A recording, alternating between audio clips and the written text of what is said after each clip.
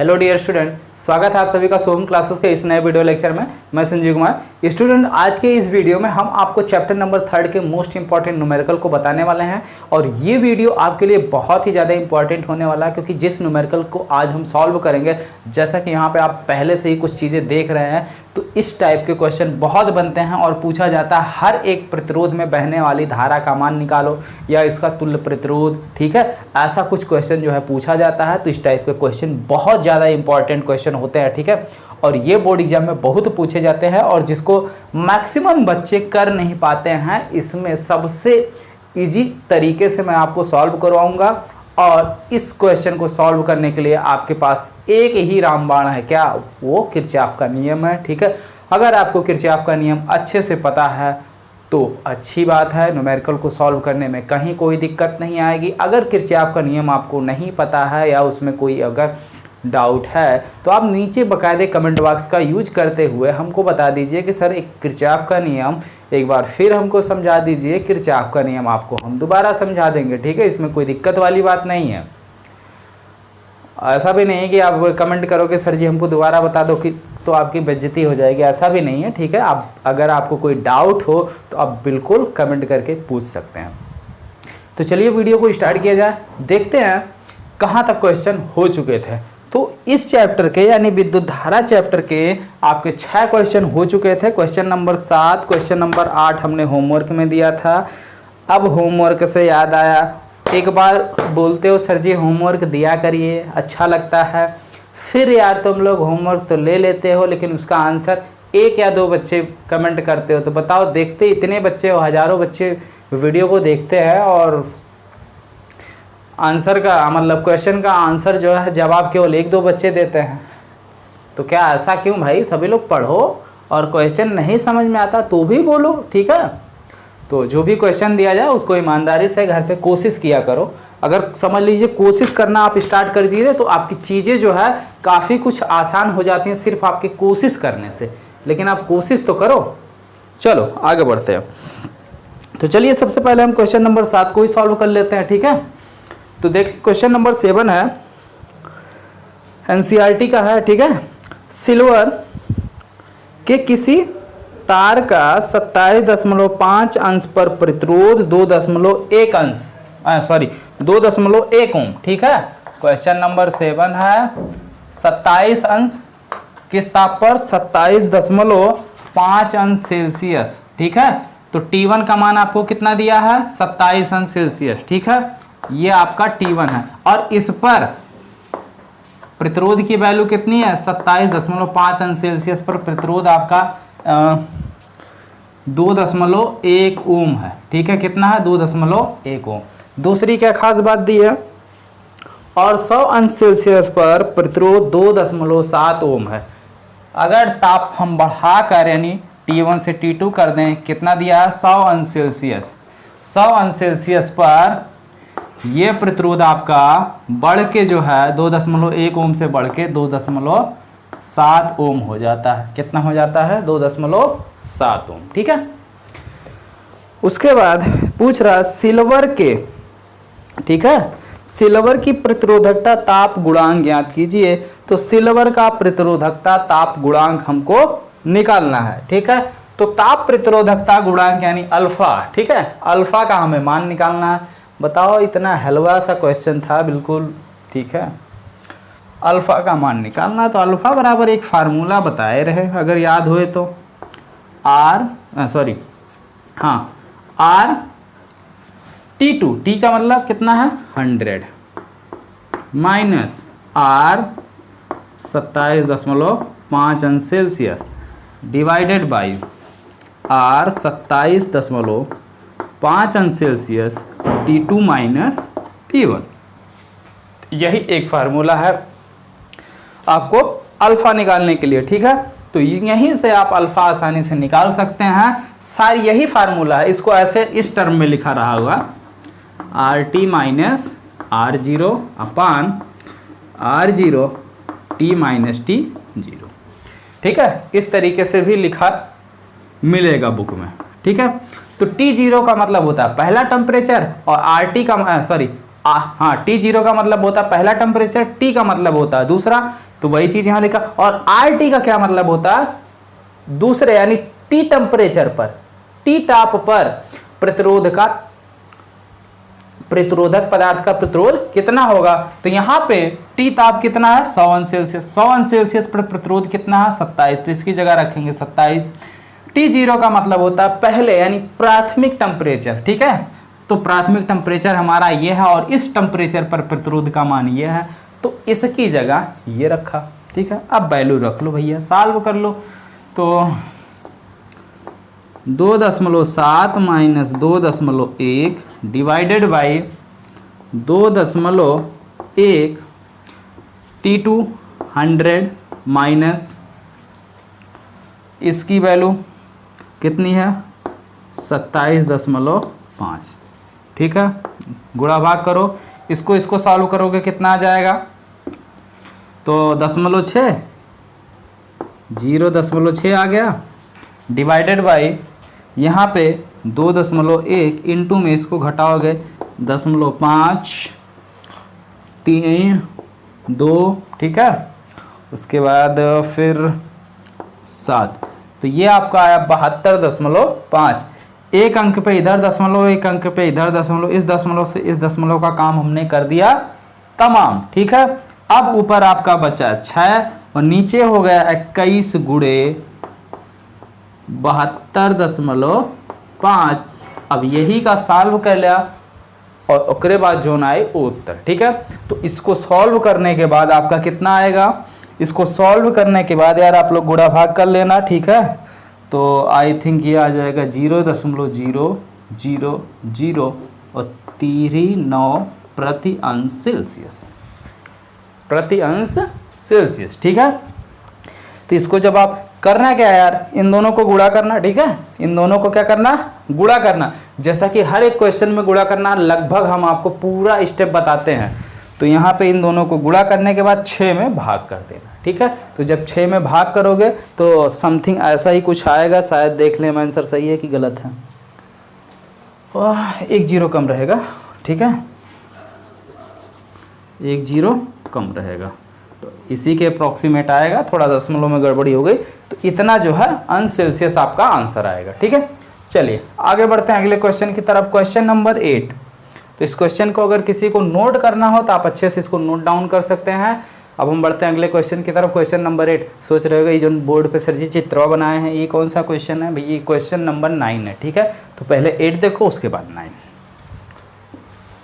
हाँ आप लोग एक और चीज, क्वेश्चन नंबर 8 जो है थोड़ा सा घुमाकर पूछा गया है। अभी अभी जो क्वेश्चन है, क्वेश्चन यही है लेकिन उसका पूछने का तरीका अलग है, वो सीधे सीधे नहीं पूछ रहा, ठीक है। जैसे मान लो, खैर छोड़ो जाने दो, ठीक है, ज़्यादा कहानी नहीं बताएंगे, नहीं तो बोलोगे सर जी आप ज़्यादा ही बतियाते हैं, पढ़ाते कम हैं, तो वो भी दिक्कतें हैं, ठीक है। हालांकि आप लोग बहुत समझदार हैं, बोलते नहीं हैं, हमारी बातें आप लोगों को अच्छी भी लगती है। कितने लोग बोलते नहीं सर आप बोलिए, तो बाकी लोगों सबको देखना रहता है। चलो क्वेश्चन नंबर 8, क्वेश्चन नंबर 8 है निक्रोम, ठीक है, का एक तापन अवयव 220 वोल्ट की सप्लाई से संयोजित है। कोई निक्रोम का तार है वो 230 वोल्ट, ठीक है, विभवांतर कितना दिया है 230 वोल्ट से जुड़ा हुआ है यानी संयोजित है, और इसमें 3.2 एम्पियर की धारा प्रारंभिक यानी प्रारंभिक धारा जो है I0 का मान जो है दिया हुआ है 3.2 एम्पियर की धारा लेता है, जो कुछ सेकंड में 2.8 एम्पियर पर अस्थाई हो जाता है। यानी पहले धारा कितनी थी 3.2 एम्पियर, तो I0 कितना हो गया 3.2 एम्पियर, I कितना हो गया I1, ठीक है, I0 ये हो गया कितने पे 2.8 एम्पियर पर अस्थाई हो जा रही है, यानी बाद की धारा कितनी हो गई 2.8 एम्पियर। यदि कमरे का टेम्परेचर, कमरे का तापमान यानी T0, भाई जो पहला दिया जाता है उसको हम या T1 लिखते हैं, बाद वाले को T2 लिखते हैं, या T0 से शुरू करेंगे तो T0 T1 लिखेंगे, 27 अंश सेल्सियस, ठीक है, आगे क्या है, आगे कह रहा है तापन अवयव का स्थायी ताप क्या होगा। तापन अवयव का स्थायी ताप क्या होगा, यानी कि T1 आपसे पूछ रहा है।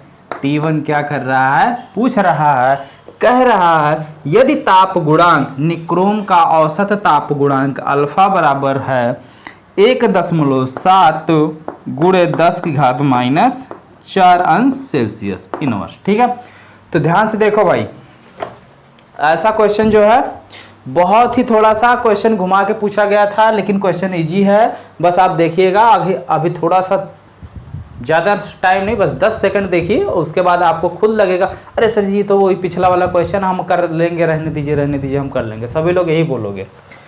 देखो फार्मूला अल्फा बराबर क्या होता है, सबसे पहले यही लिख देते हैं। क्या होता है, RT माइनस R0 और बटे में RT0 बटे में R0 T1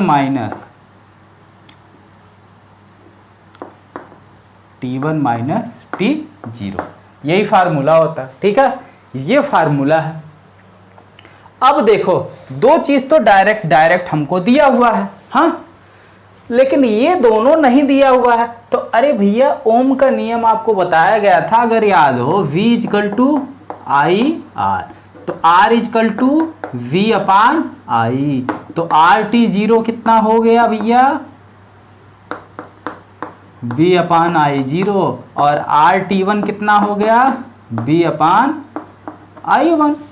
हाँ देखो V दिया हुआ है, I0 निकल गया आपका, तो RT0 की वैल्यू कितनी आ गई, V की वैल्यू कितनी है 230 बटे I0 की वैल्यू कितनी है 3.2, इसको सॉल्व कर लो, RT0 की वैल्यू आ गई, इसकी वैल्यू 230 बटे I1 कितनी है 2.8, इसको सॉल्व कर लो। ठीक है, तो अब हमें मान चाहिए किसका, इसी का।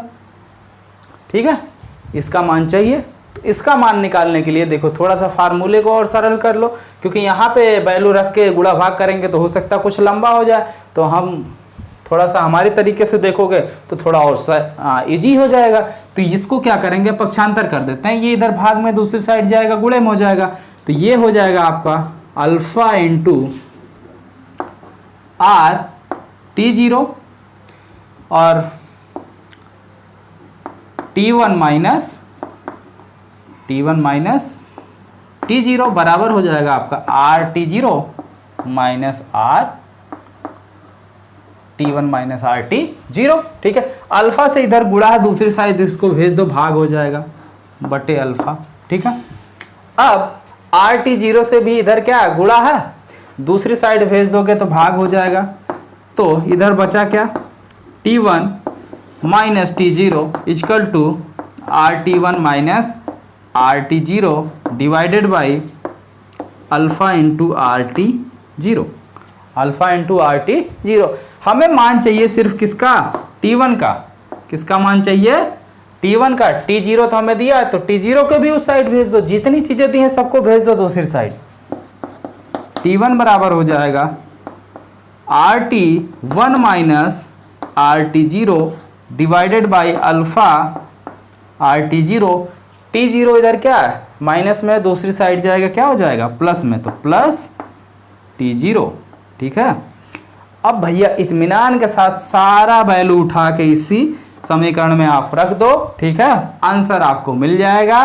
तो सारी वैल्यू यहाँ पे दी हुई है, तो हम मान रख देते हैं, कैलकुलेशन नहीं करेंगे। ठीक है, कैलकुलेशन आप लोग कर लीजिएगा, थोड़ा बहुत आप लोग काम करिए। हाँ, अगर किसी को कैलकुलेशन में कोई दिक्कत होगा तो पूछ लेना। ठीक है, तो RT1 कितना है 230 बटे 2.8 माइनस RT0 230 बटे 3.2 बटे 3.2 बटे अल्फा का मान कितना दिया हुआ है 1.7 गुणे 10 घात -4 गुणे RT0 का मान कितना है 230 बटे 3.2। तो चलिए थोड़ा सा हम आपका काम आसान कर देते हैं, ठीक है। ऊपर देखिए 230 कामन है, तो ऊपर से 230 ले लो कामन, तो ऊपर से ले लिया हमने 230 कामन। अंदर बचा 1/2.8 माइनस 1/3.2, ठीक है, डिवाइडेड बाई 1.7 गुणे 10 घात माइनस 4 गुणे 230 बटे में पूरे का बटा है 3.2। तो इस 230 से ये 230 क्या हो गया, कैंसिल हो गया, ठीक है। अब इसको तिरछा गुणा कर लो। चलो पूरा हम करवा ही दे रहे हैं, ठीक है, नहीं तो बोलोगे सर जी बहुत आलसी हो गए आजकल।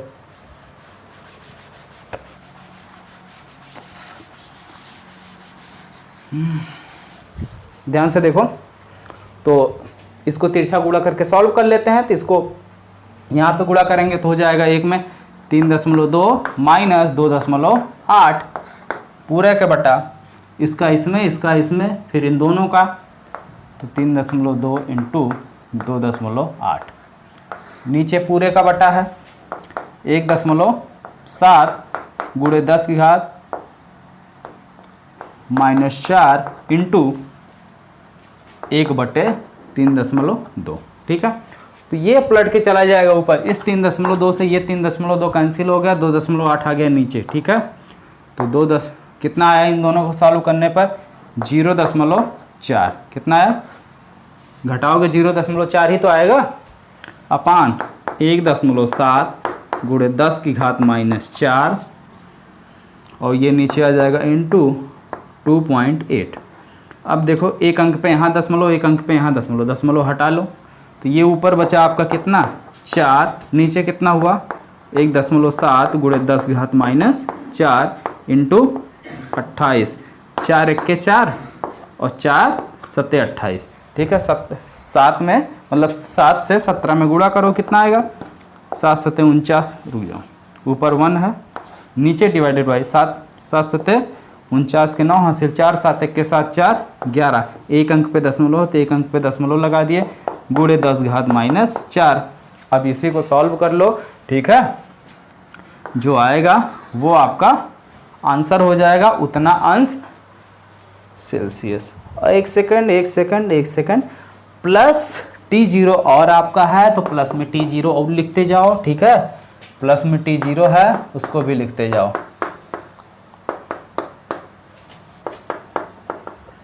ठीक है।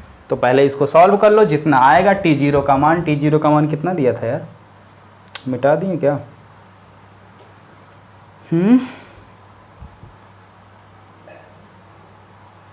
रुको हम क्वेश्चन देख लेते हैं कितना दिया था, मिटा दिए। T0 का मान कितना दिया था,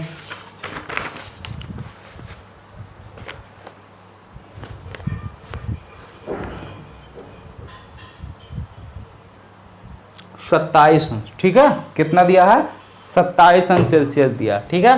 तो T0 का मान लास्ट में क्या कर देंगे, तो इसमें प्लस 27 अंश सेल्सियस और कर देंगे जितना आएगा, ठीक है। तो इसको सॉल्व करोगे तो उसको सॉल्व करने पर जो आपका आएगा वो 840.3 आएगा, ठीक है, 840.3 आएगा। कैसे आएगा थोड़ा सा देखो, ज़्यादा हिंट नहीं थोड़ा सा देखो, क्योंकि ज़्यादा चीज़ें बताएंगे तो आप लोग थोड़ा सा जो है काम कम करोगे, कम बताएंगे ज़्यादा काम करोगे। ये 10 की घात ऊपर चला जाएगा, प्लस हो गया, नीचे 11.9, तो यहाँ एक अंक पे दशमलव यहाँ, ठीक है। अब ये दशमलव हटाने के लिए 10 से ऊपर नीचे गुणा कर दो, 10 से गुणा करोगे 1 दहम्मा 10 हो जाएगा और ये दशमलव हट जाएगा। तो 10 में 119 से भाग कर दो, तो 10 में जब 119 से भाग करोगे, ठीक है, जो कुछ भी आएगा 119 ऐसे लिखोगे 10, जाएगा नहीं, दशमलव लगाओगे 0, 100 हो गया, अभी भी नहीं जाएगा, अब 0 लगाओगे अब जाएगा पहाड़ा, अब 1 हो गया 1000, लगभग 8 बार में जाएगा, ठीक है। तो 8 बार जाएगा, 8 बार जाएगा।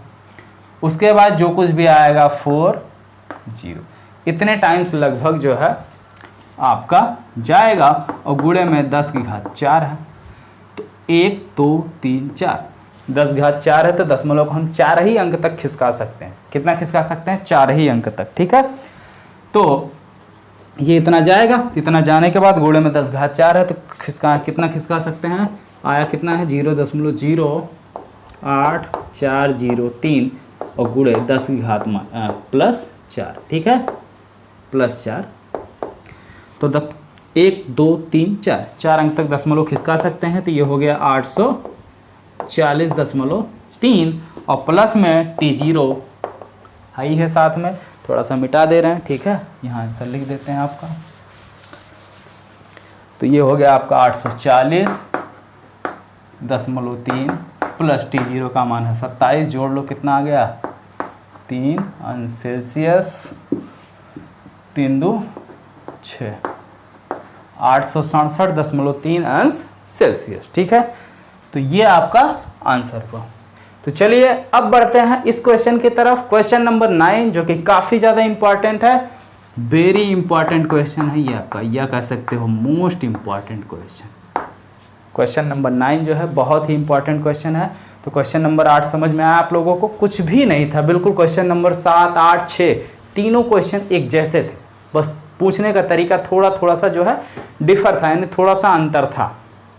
ठीक, चलो ठीक है, इसको मिटा देते हैं, हो गया होगा आप लोगों का।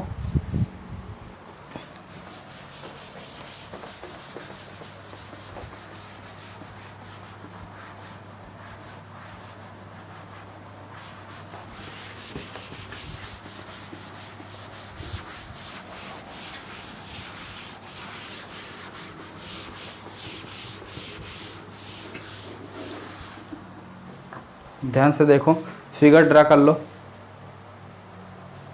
चलिए ध्यान से देखिए, ये हमारी क्वेश्चन नंबर 9 है। ठीक है, क्वेश्चन नंबर 9 में आपसे पूछा है, ठीक है, क्या पूछा है कि हर एक प्रतिरोध में, हाँ, प्रत्येक शाखा में कितनी धारा प्रवाहित होगी। तो हर एक शाखा, यानी यहां से मान लीजिए अगर हमारी धारा आई जा रही, कितनी धारा जा रही है?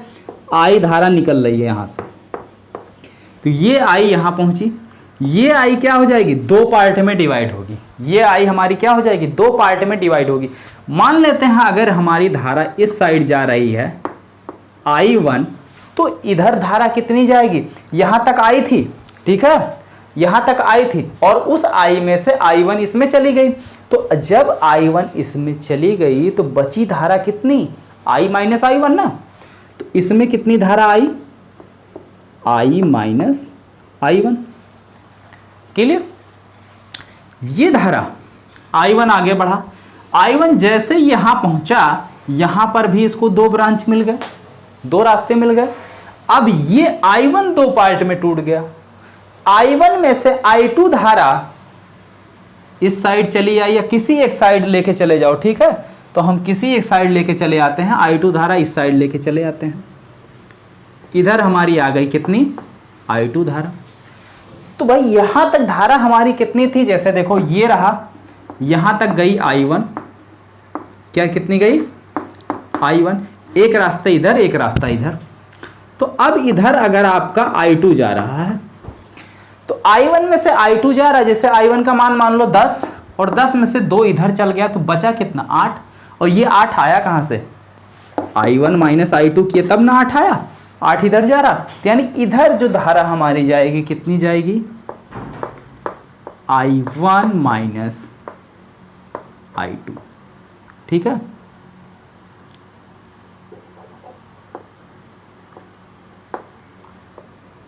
I1 माइनस I2, सबको स्मॉल लेटर में ही लिखो, कोई दिक्कत नहीं है।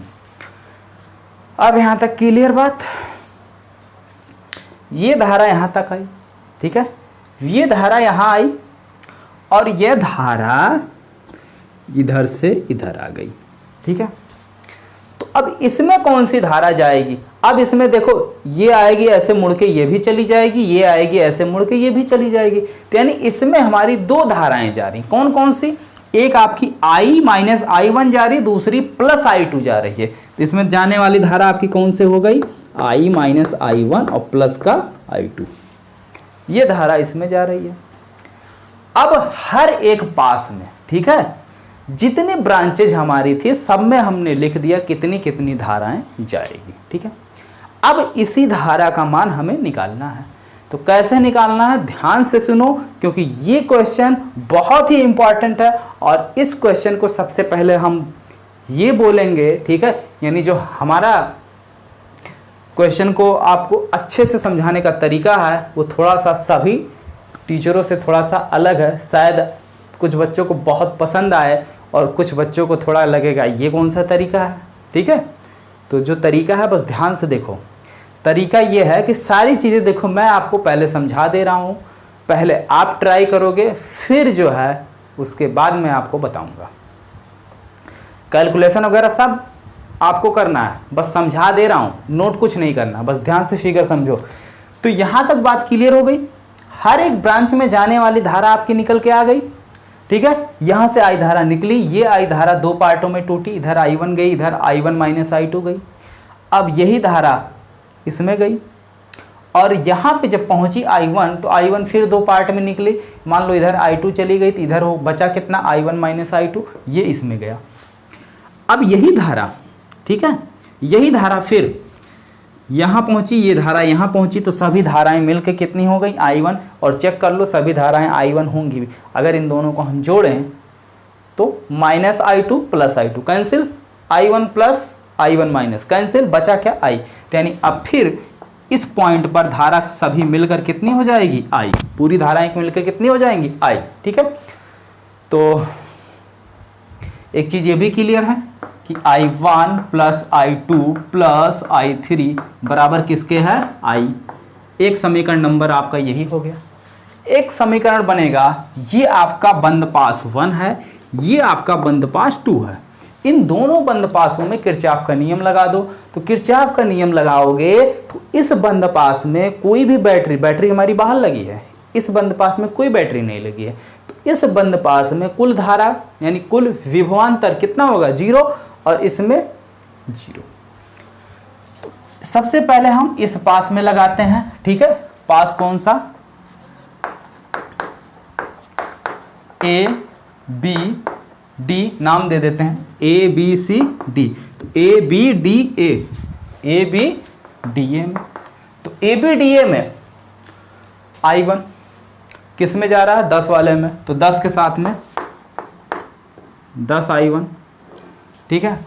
अब ये इधर जा रहा है, ये इधर जा रहा है, ठीक है, दोनों की दिशा माइनस में है। तो ये हो गया आपका -5 इंटू प्रतिरोध 5 है, इसमें धारा कितनी जा रही I माइनस I1। ये धारा और ये धारा देखो, यही धारा ऐसे से जाके ऐसे से मुड़ रही ना, तो यानी I1 और I2 ये दोनों सेम डायरेक्शन में, तो प्लस I2 जा किस में रही 5 में, तो आगे 5 लिखोगे 5 I2 बराबर किसके होगा, कोई सेल लगा है नहीं लगा है, कोई बैटरी लगी नहीं लगी 0, ठीक है। समीकरण नंबर 1 वहां बना है, दूसरा यहां बना। तीसरा देखो, पास B C D B में, तो B C D B में देखो 5 में कितनी धारा जा रही है I1 minus I2, 5 I1 minus I2, ठीक है। उसके बाद ये अलग डायरेक्शन में, ये धारा देखो ये इधर जा रही ये इधर जा रही, ऐसे अगर देखो दोनों को हम फैलाने की कोशिश करें, ध्यान से देखो, ये इधर आ रही ये इधर आ रही, ठीक है। लेकिन अगर दोनों को हम सीधा करने की कोशिश करें तो इसका मुंह किधर हो जा रहा है ऊपर की तरफ, यानी वो ऊपर चली जाएगी, तो दूसरी नीचे, दोनों दिशा में विपरीत है। और जब विपरीत होती हैं तो एक प्लस लिखते हैं तो दूसरा माइनस, तो इसको अगर हमने प्लस लिखा तो इसको माइनस लिखेंगे, माइनस I2 कितने में जा रही है 5 में। और यही धारा, ठीक है, इसकी डायरेक्शन जिस डायरेक्शन में ये जा रहा है उसी डायरेक्शन में ये भी है, क्योंकि देखो ऐसे ऐसे मुड़ रहा है ना, तो प्लस कितना है 10 ओम। कौन सी धारा जा रही है I minus I1 plus I2 बराबर 0, समीकरण नंबर 3। तो समीकरण नंबर 1 हो गया, समीकरण नंबर 2 हो गया, समीकरण नंबर 3 हो गया। 3 समीकरण हैं आपके और 3 ही मान है। तो इन तीनों समीकरण से हमें क्या करना है, तीनों मान निकालना है, I1, I2 और I का। क्लियर है? अब इन्हीं को सॉल्व करना है और सॉल्व करने के बाद एक काम आपको और करना है। ठीक है, यहां पे ध्यान से देखो, इसका कुल प्रतिरोध निकाल लेना। हमें कुल धारा I बराबर कहां से मिलेगा, I बराबर होगा V बाई आर। ठीक है, I बराबर होगा V बाई आर। B का मान दिया है 10 वोल्ट, R का मान आप कैलकुलेट करोगे, ये सारी धारा। ठीक है, ये सब हम क्या करेंगे, कैलकुलेट करेंगे और कैलकुलेट करने के बाद जो आएगा, ठीक है, R का मान, उससे B में भाग कर देंगे। जब B में भाग कर देंगे तो हमें कुल धारा निकल जाएगी। जब कुल धारा I निकल जाएगी तो I का मान उठा उठा के इसमें रख दोगे। ठीक है, और इन तीनों को सॉल्व कर लोगे तो हमें I1, I2 और I तीनों का मान मिल जाएगा। क्लियर है? तो यहाँ तक आप अच्छे से ट्राई करना और वीडियो को जो है मैक्सिमम अधिक से अधिक लोगों को शेयर करो, क्योंकि सबसे आसान तरीका आपका यही है आपके क्वेश्चन को अच्छे से तैयार करवाने के लिए। क्योंकि अगर देखिए यहाँ पे इस टाइप के क्वेश्चन को, ऐसा नहीं है कि इस टाइप के क्वेश्चन को हम चाहते तो यहाँ बता सकते थे, लेकिन बता मैं इसलिए नहीं रहा हूँ। यहाँ पे आपको सारी चीज़ें देखो लिख दिया हूँ, समझा दिया हूँ। होमवर्क में इसलिए दे दे रहा हूँ क्योंकि क्वेश्चन बहुत ही इंपॉर्टेंट है। अगर आप इस क्वेश्चन को सॉल्व करेंगे, उसके बाद अगर कहीं कोई दिक्कत आ रही है सॉल्व करने में, और फिर जब हम उसको समझाएंगे, तब आप अपनी गलती पकड़ोगे, हो गलती मुझसे यहाँ हुई थी, फिर वो गलती आप कभी नहीं भूलोगे। ठीक है, और अगर हम डायरेक्टली बता देंगे तो देख के सॉल्व करके जो है आई थिंक दिमाग में उतना याद नहीं रहेगा। ठीक है, तो मेरे हिसाब से बेटर तरीका यही है। बाकी आप लोगों को अगर वीडियो अच्छा लगा हो तो वीडियो को लाइक कीजिए, और अगर आप चैनल पर नए हैं तो चैनल को सब्सक्राइब कीजिए और अपने दोस्तों में भी अधिक से अधिक शेयर कीजिए। ओके, थैंक यू, मिलते हैं नेक्स्ट वीडियो में।